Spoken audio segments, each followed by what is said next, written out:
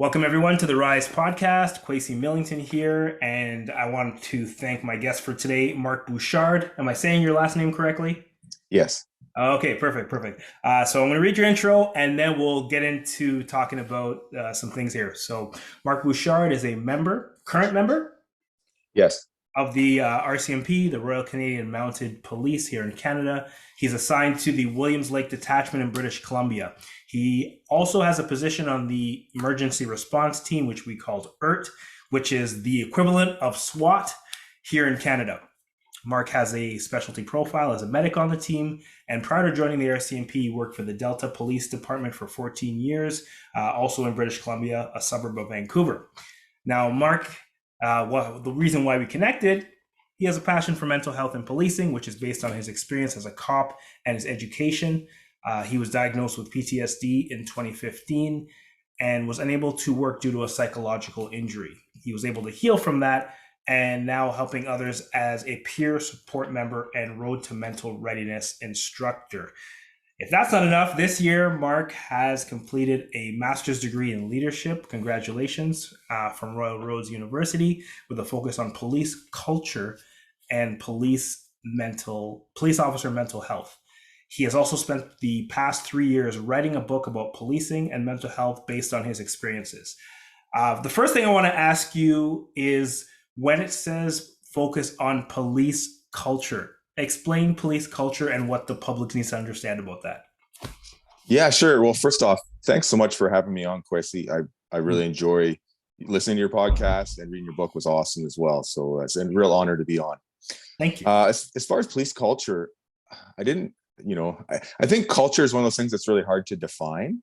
And it was really interesting to dive into. And the first part came through school when we started learning about organizational culture and just how to learn a bit of what culture is, how to recognize it. Because like, as a Canadian, we have a culture, but how do we define it? Is it just not being American? Is it, is it hockey? Is it, what things make that? And it's the same for policing culture.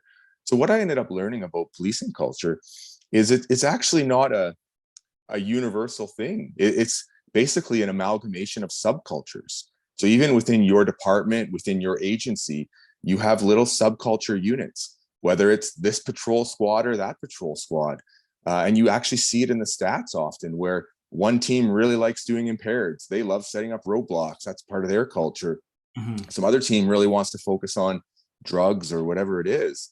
And then within the different units, you'll also see subcultures. So there are certain universal aspects, things like danger, right? That's a certain universal part of policing culture, but it actually needs to be seen within the light that those policing cultures are actually subcultures within society.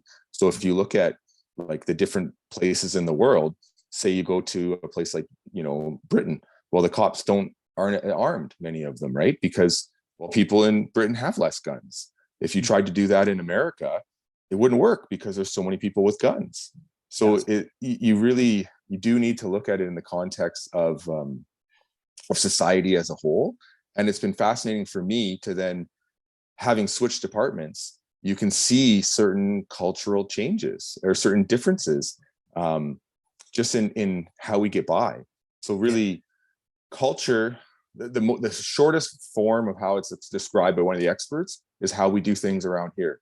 That comes from Edgar Schein, who's one of the founding, people who have studied organizational culture. And really what it is, we learn how to deal with our internal and external challenges, and our senior people pass it on to the newer people.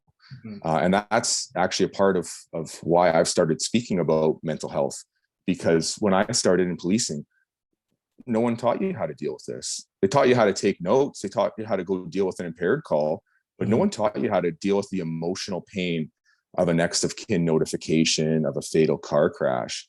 And I'm hoping, I think that is starting to change.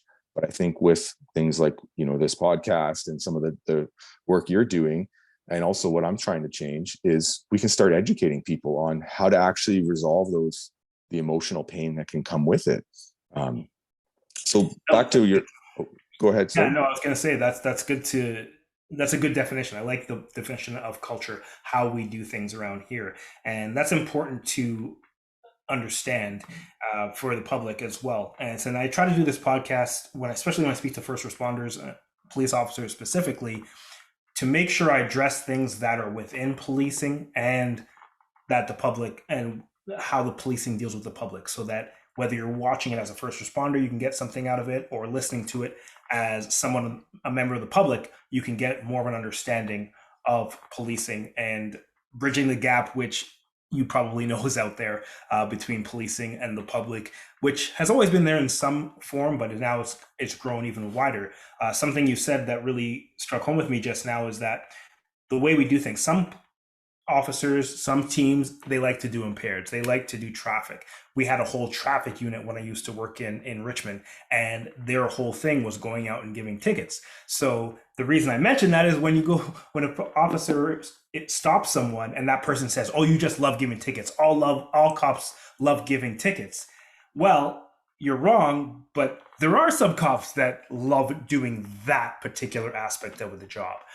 But it's important not to blanket the whole profession with one dealing you've had with one person. Have you experienced any backlash? 'Cause, I mean, you're still a member, so you're still a police officer. What have you seen change maybe in the last couple of years versus when you started? Yeah. Well, that's an interesting question. I think back to even part of what you said about educating the public, like one of the important things, sometimes it can be perceived like anytime an officer needs to use force, and especially lethal force, it's as though they did something wrong. I think that can be a perception because the public doesn't know much about that. And really, even to use my example of, say, policing in some places in America versus in Britain, the challenges you're facing are different. Therefore, the culture will develop differently in responses of how to deal with that. And sometimes people perceive like, oh, well, if this place had more shootings, then they must be doing something wrong. And that's not true. Like, Lucas, sorry, just hang on one sec. Lucas, my son just came in. So there's That's the world we're in now. It's okay. I know. Sorry, I got two young kids, and he's actually homesick from daycare today. That's why he's home. That's fine. But yeah, so essentially we're dealing with different challenges. And really, I actually did a blog post recently on lethal force, because even in policing, I think many of us don't learn as much about it as we need to. And I felt that. I had someone point what turned out to be an imitation firearm at me just over 10 years ago. And the stress that it put on me of needing to shoot someone that I didn't actually shoot, but it really impacted me. I had nightmares for years over that because of how badly we don't want to.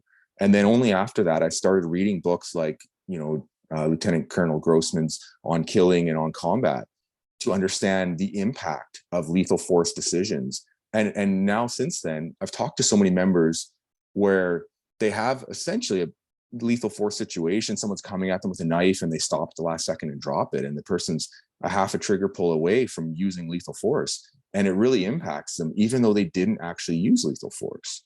And that's what's interesting that you mentioned, that even if they don't use lethal force, there's an impact. A lot of times people think, okay, if you use lethal force, a person dies, then you can get PTSD, you can have psychological trauma from it. But you can have that even if you don't end up using the force. And it's very interesting that you mentioned that. And one thing I want to ask is lethal force psychology, and you're reading about that. As a former officer, I'd like to know, okay, what's something that maybe one thing an officer doesn't know about lethal force psychology that they should, and something the public doesn't know about lethal force psychology but should? I think those are actually the same thing. And it's how powerful our resistance is to using lethal force psychologically. So again, those books On Killing, On Combat, and there's another one actually called Shots Fired. I forget the subtitle, something like The Psychology of Officer Involved Shootings. And in that, there's an officer named Chad Robichaud, who basically, a guy goes to domestic, guy points a gun at him, and he says, if you told me about that this morning, I would have said blast him. But in that moment, he can't, right? And eventually gets in a hand-to-hand fight with this guy, trying not to. He's losing the fight. He ends up having to shoot this man. And many of these officers describe how much their life falls apart after their shootings. Several of them describe suicidal thoughts and how devastating it is. And that's not every officer's experience after a shooting. But like me, I think many officers do not understand how much those decisions will impact them. Because back to police culture, we get hired wanting to help people. I think it's like I did, and it's like you did. And I used to help with recruiting interviews with Delta, and everyone comes in. Why do you want to be a cop? I want to help people.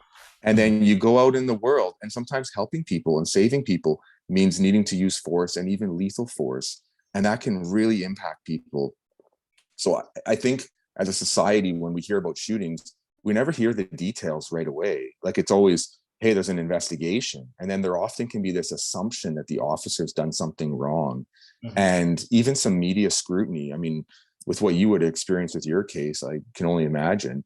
But I mean, I obviously, having worked on essentially a SWAT team for 10 years, I know many officers who've been involved in shootings, and some of what they read and hear and see after the fact really impacts them. And back to Chad's case that he describes in that book, Shots Fired, he says the media headline after said cold-blooded murderer.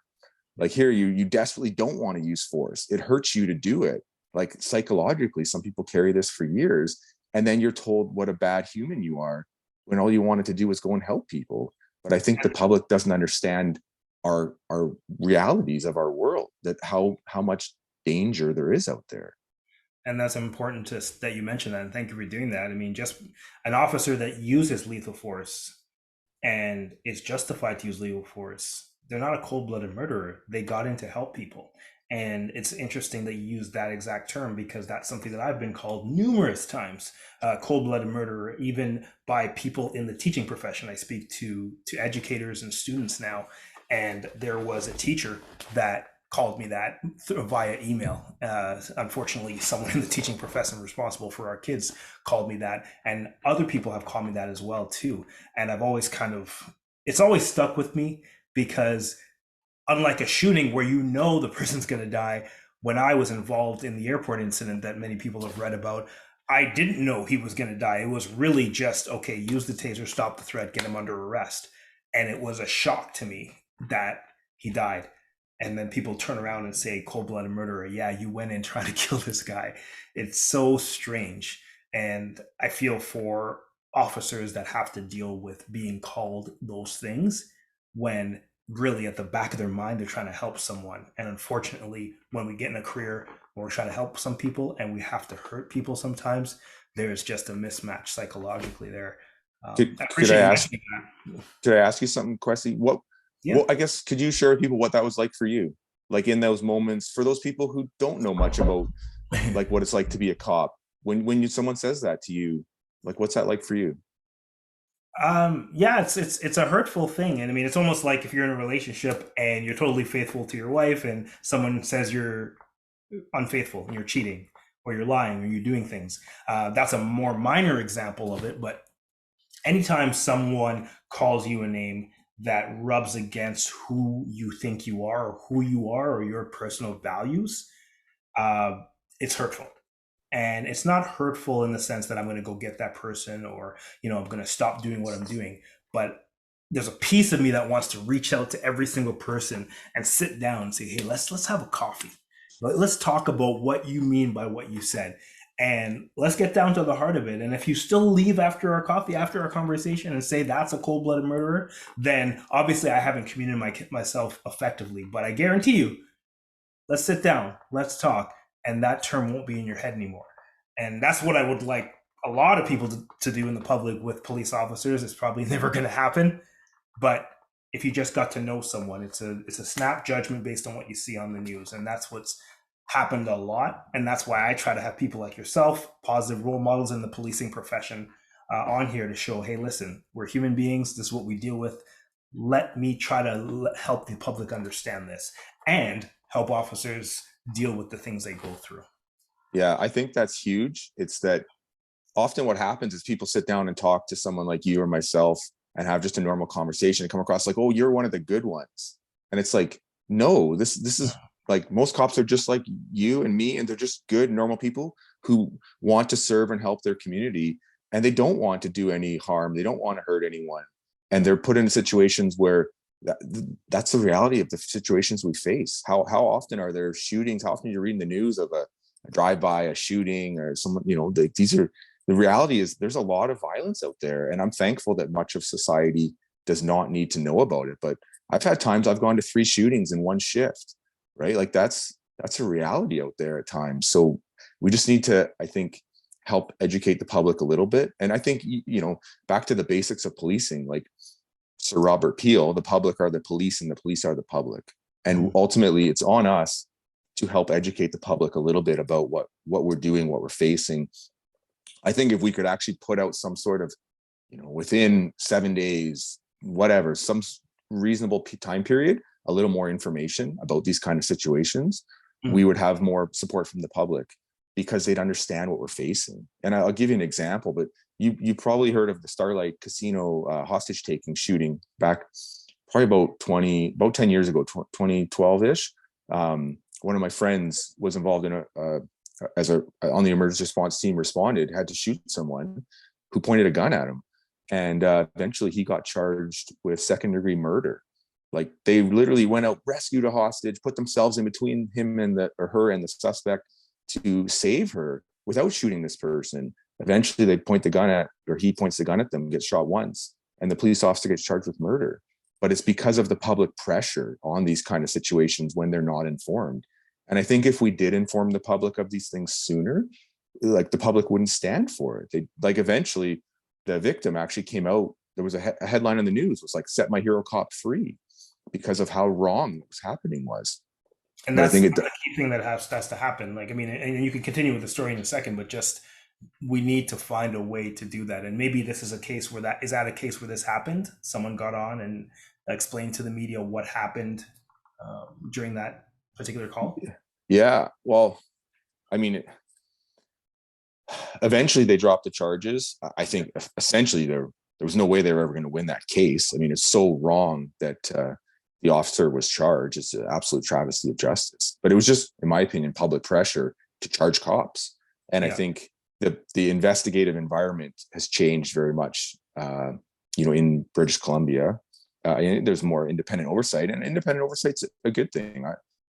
We need the public to believe that we're doing a good job, but I don't think there should be pressure to charge cops. It should just be that, police are investigated just like anyone else. If they've committed an offense, then fine. But it shouldn't be like we're looking to try and get someone. And I think that's exactly what happened there.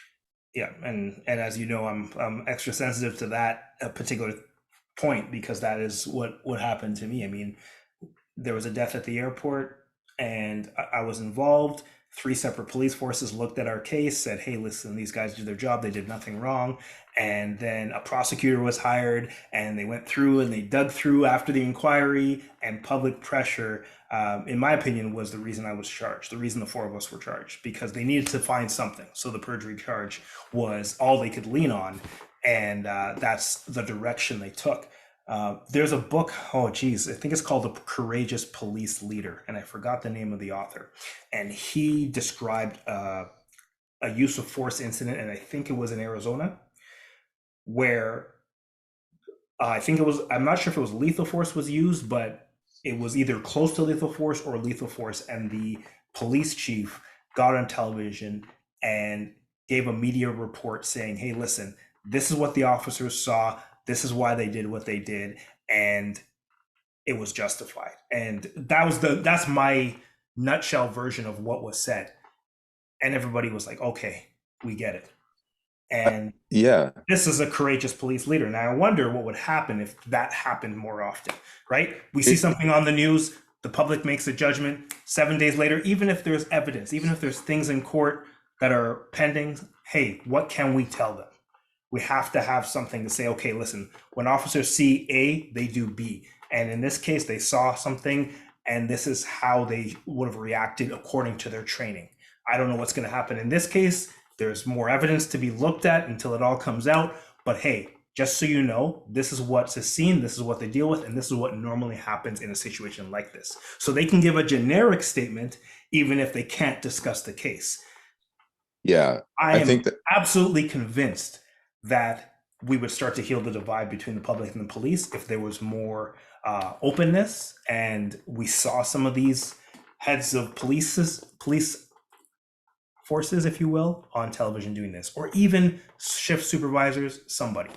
Yeah, and it's hard to do. It's hard to go out and speak about these things.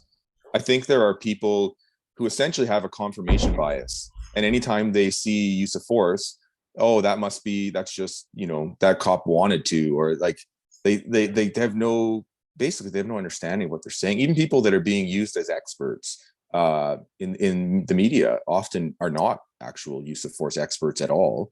I would challenge they even understand the use of force model. Like, to say anytime you shoot someone who's unarmed, that must be, murder. No, there's times, like, there's people, even me as an armed police officer, that I know who are strong enough and dangerous enough that they could kill me with their bare hands, because I've tried doing jujitsu with them, and trust me, I'm absolutely sure of it. But back to what you're saying about the ability of essentially our organizations and our leaders to come out, that has started happening a little bit, and I couldn't agree with you more. It's huge, because that's what maintains the public confidence. And the reality is, in the vast majority, nearly all situations, the officers are doing a great job and are waiting till the last moment and doing everything they can to not use lethal force. And I've been reviewing tons of YouTube videos and all that of shootings, and that's really what you typically see, is the officer backpedals and does everything they can until finally there's just no other way, and eventually they have to use force. And I think the more body cameras, these kind of things come out, that will come out more for the public. I think that'll be ultimately in our favor. And even back to kind of understanding what's happening in those high stress situations. To talk briefly about your incident and the one I mentioned at the Starlight Casino there. In that incident, so the suspect pointed the firearm at the police, but then lowered it. And that was why the officer was charged with second-degree murder. They said that, well, because the suspect had lowered the gun before he fired the shot. But there's obviously a time lag in our reaction. And the officer, when he provided a statement, he actually said, and I forget the exact, whether the gun had come up and then pointed at him and then down, or from down to up. But essentially, he said the wrong version of which they had done, because it's how our body processes under stress. Like, your body is basically, your mind is essentially filling in information. So it picks up someone's pointing a gun at me, because that's the crucial piece of information. And you have essentially tunnel vision on a gun, right? And I can speak to this from experiences where my vision is this big. There's someone out there with a gun. I know, I've been on countless high risk operations, and like one day we knocked down power lines. I couldn't even, I didn't even know there was down power lines, because I was so fixated on like what I thought was someone who might be about to shoot me. So it's understanding how that works, and that your mind will only recognize certain parts of it and remember certain parts, and will fill in some of the other information. And it's not even that an officer's intending to lie. And in my example, I write about lethal force and suicide by cop in one of the chapters in my book. And it's that first incident where someone pointed an imitation firearm at me. There were 8 officers within probably about 20 feet of this suspect, and only 2 of them saw him point the gun. So if I had actually shot this person, which I didn't, the second officer who saw it had a taser, not a gun, and didn't deploy because it wouldn't have worked. The other 6 officers would have all had to go on the stand and said, no, I didn't see that. And then the one officer with the taser doesn't deploy. And then essentially, likely the media would have been saying that I'm lying and this other officer is covering for me. Meanwhile, I didn't shoot this person. And that officer with the taser went on the radio and said he just pointed a gun at us. And I can tell you, I had nightmares for years, probably like 5 years, where I just constantly relived needing to shoot people in my dreams because of how painful it was for me to experience, like, I have to, but I just so badly don't want to. And was that part of your PTSD diagnosis, or are you able to talk about kind of why you were diagnosed and kind of what led up to that? Yeah, I think like most people who've had a diagnosis, there's probably like a multitude of calls and factors and things in your world. I think that was certainly a key part, or an important part. There was a really bad next of kin notification from a fatal crash when I was like only 2 months on the job, of a couple young girls died, that really impacted me and bothered me for years. And then, I mean, how many deaths and crashes and just sadness do you go to, tragic sadness over countless years. And then that one, I had two actually very similar lethal force decisions where I didn't shoot either of them, but they really impacted me. And then there was a suicide in my personal life as well that really impacted me. And everything just kind of combines. And at some point you're not functioning, you can't sleep. But the interesting thing with a PTSD diagnosis, I had a lot of symptoms of like a psychological injury, but I don't live with any right now, and I haven't for years. And in my opinion, I look at it like a psychological injury. And I think when you have an injury, you can heal. And I mean, you know this from personal training, like you can have injuries, but you can heal a lot. You may have a surgery. It may not, like I have a knee injury I've had for 10, 15 years. It's never going to be the same as it was before, but I still am fit and can function, and you can heal. And I think for me, when I was diagnosed with PTSD, it was devastating.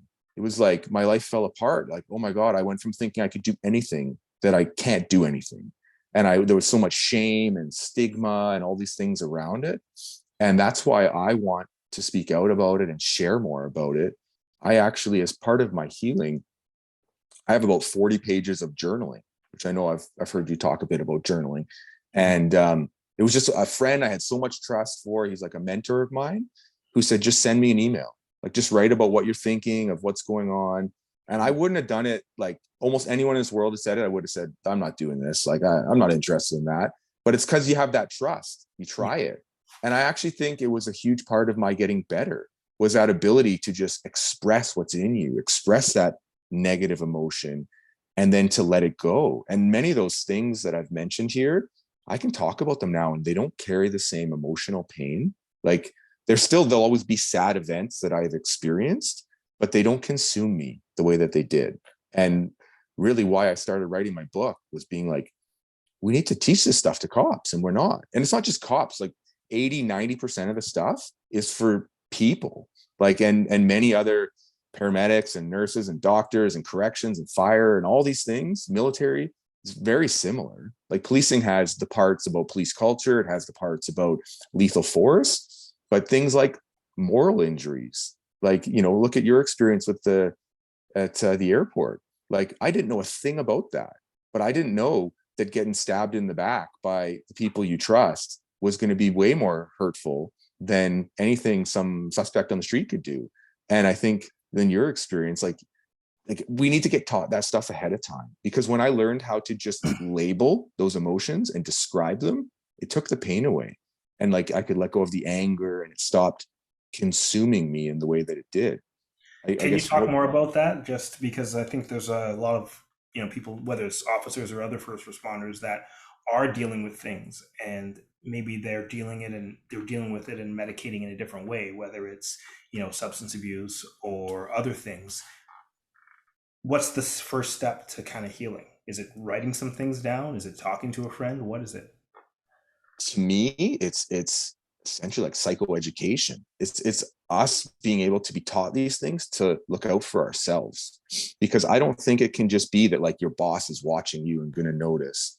So it's that we learn like how to recognize our own signs and symptoms, and essentially learning like active versus passive coping skills. So learning what things work well and what things what's don't. An example of that? Give me some examples of active coping skills. Sure. So things like journaling, things like talking to a psychologist, even what works well physically, like meditation, mindfulness, breathing. You can control some of your physiology based on your breathing, right? So if you're getting highly activated, and even like, so for everyone it will be different, but like for me, here's a good example. I had a lot of sleep problems, and when I moved to Williams Lake, we ended up getting a place where I have a view, so I'd go watch the sunset. And I didn't know at the time, but it felt like I would sleep better. And I learned after the fact that things like a panoramic gaze, so you're basically looking off into like a big sunset kind of view, is helping you. Plus the light, like we need some light in the morning, that's really good for us. But that reddish kind of light in the evening actually helps to tell our circadian rhythm to let to wind down. So I didn't understand it, but essentially you're kind of changing your own physiology. So like I actually recently bought a sauna as well, which is the same thing. When I have a sauna before I go to bed, essentially just like activates your parasympathetic nervous system, which I think for many of us, like me, you're just in sympathetic overdrive. And I had to, when I was off work, I went to a naturopath and did some blood tests. And they told me, they're like, you live in fight or flight and you never come out. That's like your cortisol levels are elevated, your adrenaline, all these kind of things are way up. And like, that's totally your normal. And we have some control. I think that was a big lesson for me to learn, was when I was diagnosed with PTSD, I felt helpless. Whereas learning that I can control some of what's happening to me, I can't control all of it. And that through, getting out into nature, that was actually something my psychologist said: go for a walk in nature. And I think, say, when you're off work, like I was off work for about 2 months, it's often perceived like, well, you can't go do anything you enjoy. You better just stay in your basement and stare at the wall. Because if anyone sees you, like my psychologist said, go to the beach and practice your breathing. Why? Well, the rhythmic, sound of the waves will help to lower your stress level, right? And just practice your breathing. Again, that's going to help to lower your stress level. That's going to help to get you back to work faster. It's going to help to get you healthy faster. But meanwhile, I think we have this perception that, oh, that slacker is just faking it and they're just off. Yeah, I saw And him I at the think we need beach. to be, He's just having fun. No, he's working on getting back the tools to yeah. get back quicker. Yeah. And we need to be a lot kinder to each other with that. And just say a lot of times, like, you don't know what's going on. And it's the kind of injuries that you can't see, but I can tell you they're real. And for anyone who says, oh, it must be nice to have the summer off, no, it's terrible. Like, I hated being off. It's very disconnecting. We're meant to have purpose and meaning and do things we enjoy and see people we enjoy. But sometimes we need to take that step back. And for me, it was really hard. I fought taking time off. Like, I refused to take time off. Eventually, I took 2 weeks of vacation. And then at the end of that, I still knew I wasn't ready. Like, I remember my last shift or two before being off, and I'm just like, oh man, I really hope nothing happens, because I'm not ready to deal with this. And that's not fair to your coworkers either. Like, we need to do what we can to take care of ourselves. And even now, I still talk to a psychologist, and like, new things, new weights will come, jump into your backpack, and you can choose to let them out. And I think they're often not the ones we think they are. Like, everyone thinks it's going to be the big shooting, and it might be some big event. But even for me, I wrote a chapter on emotional pain where I described that, the next of kin notification, the crash, and all the lessons I learned from it. And after that, I took a call. I'd already written the chapter, but I took a call about a child sex assault. And again, I don't go into details of stuff. I don't want to re-traumatize or vicarious trauma for other people, but it really impacted me. And like, I did the statement, and I went to talk to victim services and refer this person. And then as I turned around to walk away, and this woman in victim services, she's awesome. She's like, Mark, that's a really terrible call. What are you going to do to take care of you? And I broke down and started crying. He's like, yeah, it was a terrible call. But rather than just do nothing about it, bury it down, and then anytime I think about it, it's really upsetting, I actually took the time to talk about it, express it, share about it, and let go, right? And I actually learned that lesson from Dr. Jody Carrington. She basically, I'll paraphrase her, but I was listening to her one day, and she's basically saying, like, you don't have to carry this around anymore. Like, you could come let it down to my office. It can just sit over here in the corner, and you could just let some of it go. And it's true. And I think for many of us, I think we kind of, there's like a stigma around it. So, oh no, no one can know. I need to be super cop. I need to be superhuman. Like, for any of us as cops, like, you're a person first and a cop second. And you don't get to just shut off being human or human emotions. And there's, like, we've evolved, like, biologically, to have empathy with other people, connect with other people. And that's a good thing. And for those of us who, like, have shut it off, well, then my question would be like, well, how are you at home? How are you as a parent?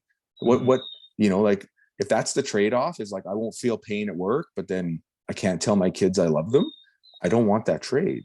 No. And I think we need to teach more of that, not just in police training, but this is the same for, medical professions and all kinds of stuff where you deal with death and trauma and, high stress. Like, we need to teach more about these kind of things. And I think that's why something like your podcast is so valuable, to just talk about these things that are hard.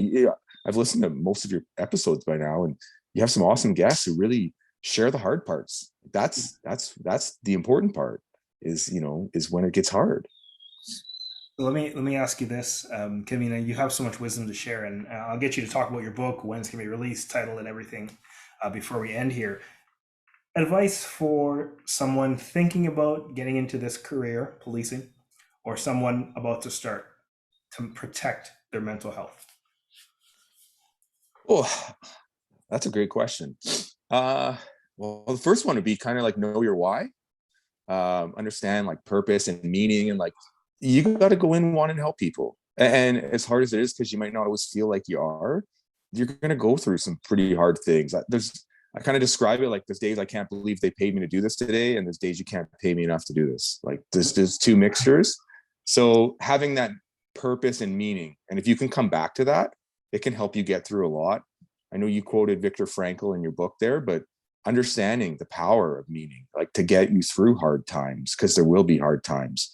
Yeah. Also, some of those can change you for the better. So like it's like working out. You're going to have a physical stress, you're going to get stronger. Well, you're going to have some stress on your brain, on your mind, and you can become better, become stronger out of it. But it's going to be hard. I'd also say it takes time to get ready. Like to me, I've helped a bunch of people get into law enforcement, and I always tell them take 1 to 3 years, read a book a month, get ready physically, like do what you can. Don't just race in and go deal with some incredibly hard things. And really, it's actually part of why I started putting book summaries on my website, because these are the kind of books we need to read. These are the same books that I needed, that I didn't know I needed, and that I hand to friends. That when guys are having a trouble on the team, I say, read this book. Like, you haven't read that book? Okay, go read.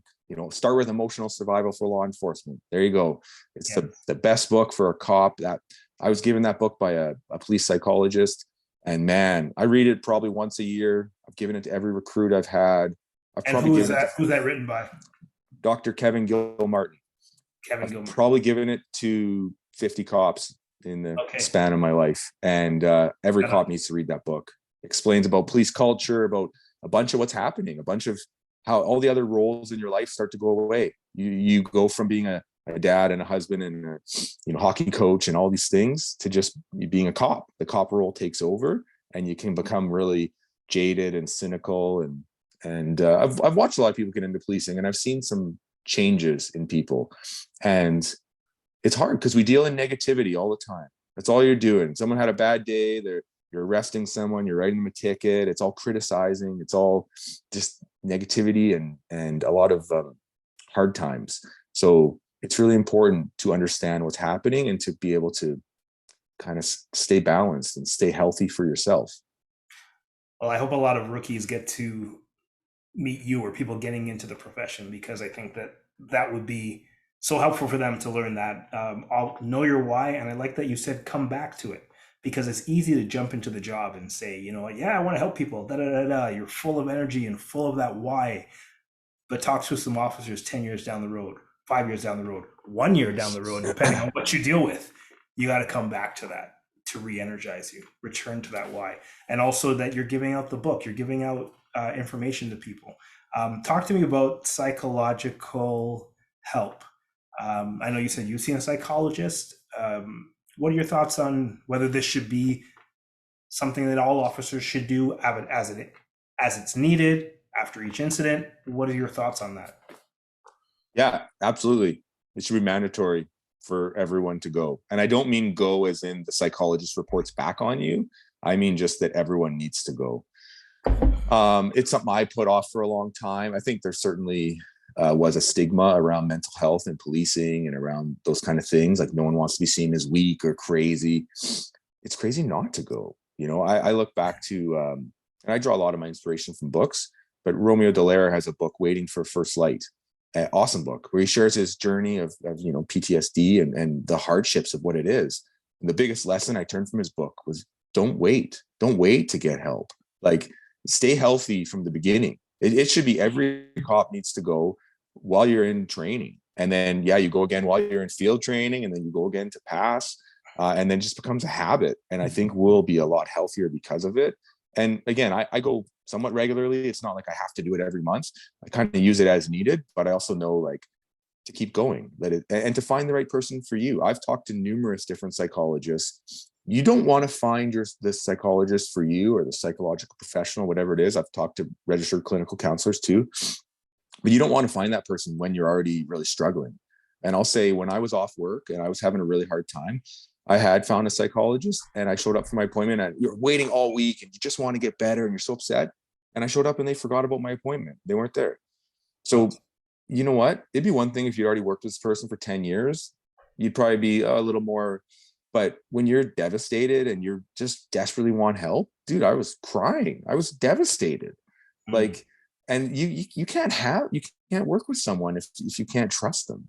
So go out and find that person earlier.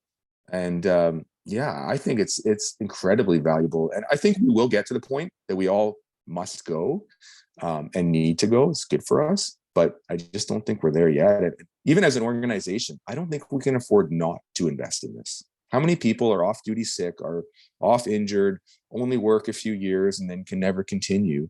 And I think if we change how we teach this and how we support people, that would not happen. And ultimately, we can't afford not to invest in this.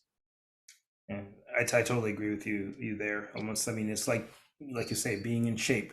You don't work out because you have an illness. You work out to stay in shape, and so we need to work out by going to see someone to keep in mental shape. And Yeah.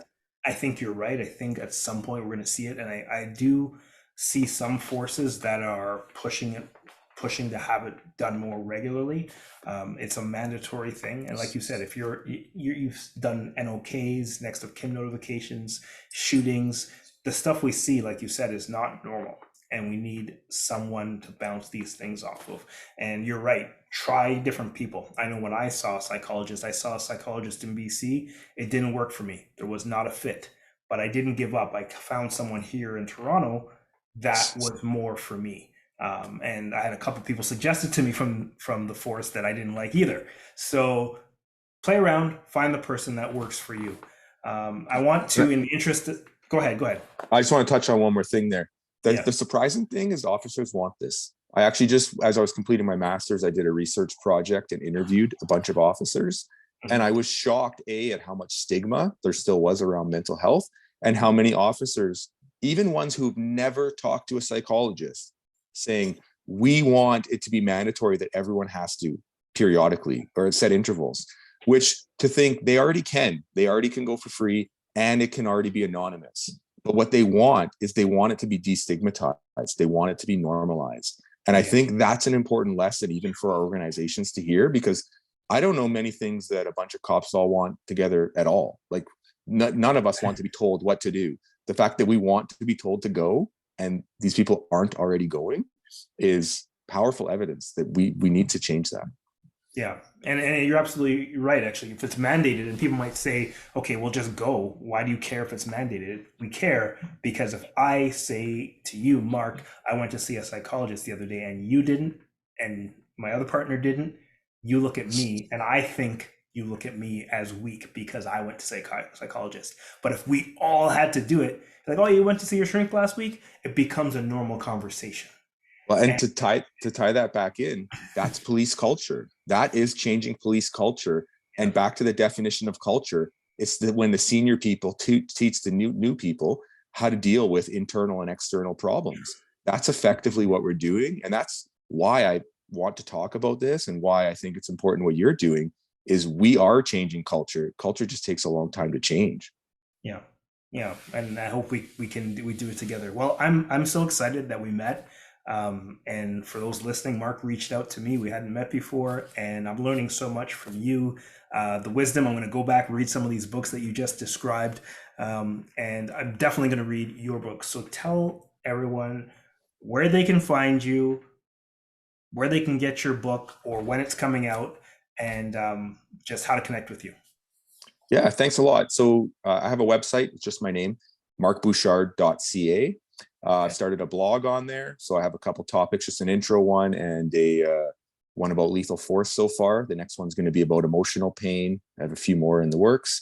I do book summaries on there of some of the books we've talked about, books around like lethal force, around police suicide, also journal articles, like academic journal articles. I try and summarize those in really simple ways and some essentially organizational reports that are similar to make them really understandable and the kind of stuff we need to know that can be a little confusing to read, with links to the actual articles that you can access for free.